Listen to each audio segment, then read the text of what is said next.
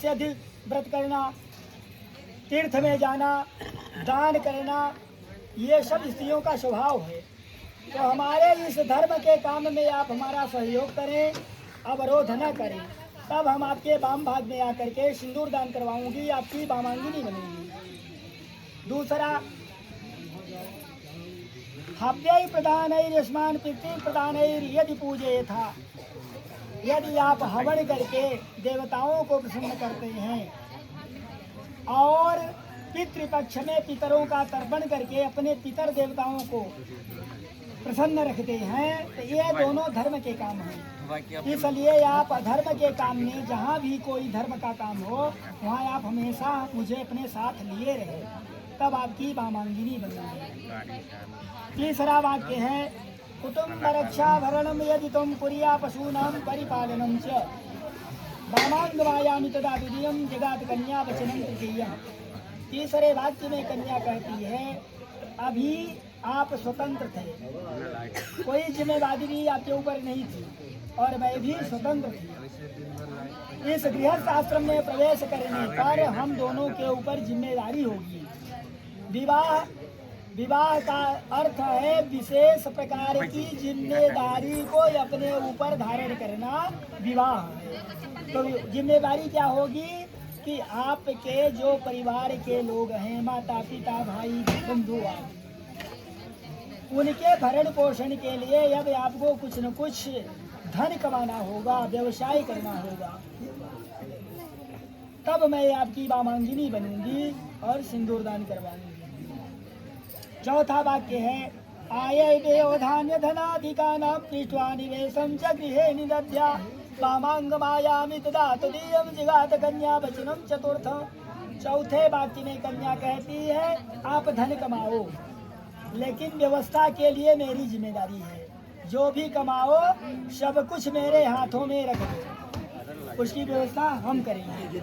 और जब खर्च करना हो तब आप मुझसे सहमति लो, मुझसे पूछो कि किस जगह कौन सा धन कहाँ खर्च करना है या नहीं,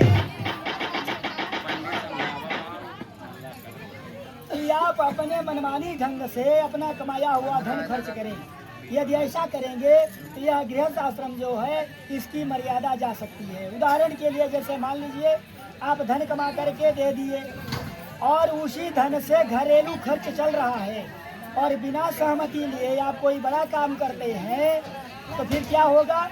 धन का अभाव होने पर आपके गृहस्थी की जो मर्यादा है वह जाएगी। इसलिए आप सलाह लें कि जो धन कमाए थे उस धन में कितना खर्च हुआ, कितना बचा हुआ है, अब मुझे अगला यह काम करना है।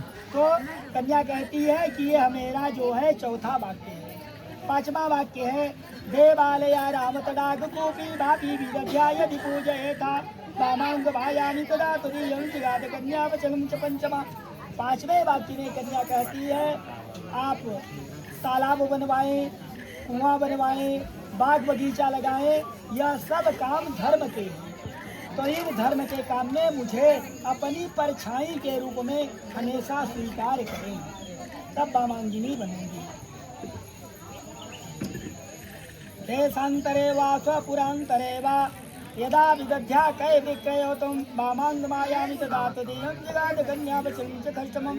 छठवें वाक्य में कन्या कहती है कि आप अपने देश में रहें, कोई रोजगार व्यवसाय पेशा नौकरी आदि करें, या फिर परदेश जाना हो, पर दोनों काम में मुझे यदि सहमति लें। परदेश जाना है तब भी मुझसे सहमति लें कि मुझे परदेश जाना है, तभी परदेश जाएं।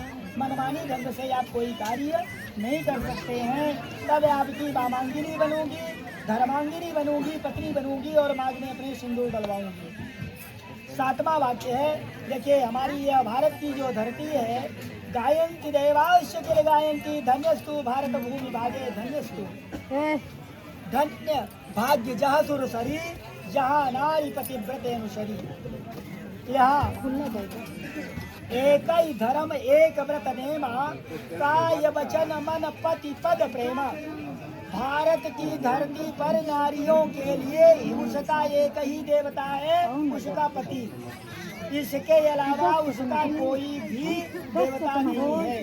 इसलिए मन वचन कर्म से अपने पति के चरणों की सेवा करना, उसकी आज्ञा का पालन करना। तो कन्या कहती है कि 7वें वाक्य में कि आप स्वतंत्र नहीं है, ये हमारी भारत की जो भूमि है, धरती है, यह पुण्यमात्माओं की धरती है। तो क्या करना है? सूर्य, चंद्रमा, पृथ्वी, अग्नि देवता, वरुण देवता, दोनों पक्ष के बंधु बांधव, नात रिश्तेदार, दोनों पक्ष के पुरोहित आचार्य, इन सब के बीच आप संकल्प करोगे, न सेवनिया पर की जाया, संसार की कोई कितनी भी अति सुंदर नारी हो, उसके ऊपर आप गलत दृष्टि नहीं डालेंगे। आज से उसे अपनी बहन, माँ और बेटी के रूप में ही देखेंगे। इस तरह कन्या के 7 वाक्य को वर स्वीकार करता है।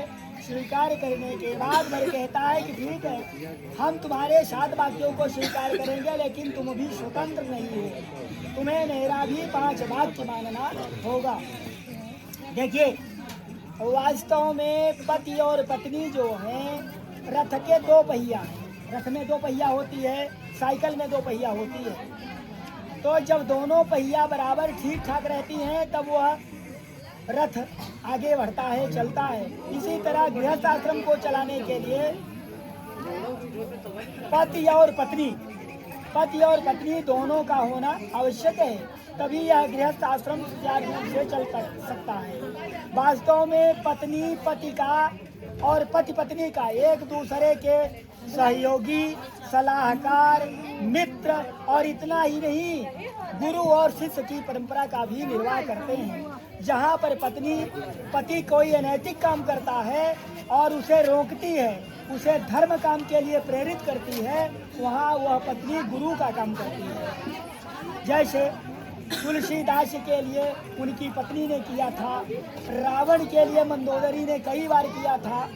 तो इस तरह पति और पत्नी एक दूसरे के सलाहकार, मित्र, सहयोगी, गुरु और शिष्य सब कुछ है। इस तरह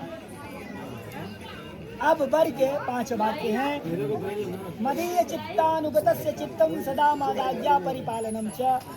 वर कहता है, तुम्हारा जो मन है, चित्त है, वो हमारे मन में लगा रहे, हमारी ओर अग्रसर रहे। यह मेरा पहला वाक्य है। पतिव्रता धर्म पराय तुम सदा कुर्यात इदम प्रयत्नम। और तुम पतिव्रत धर्म का पालन करना, उसके लिए प्रयास करना। क्रीड़ा शरीर संस्कार समाजोत्सव दर्शनम हास्यम गेहे यान तेजेत क्रोशित भर्तिका।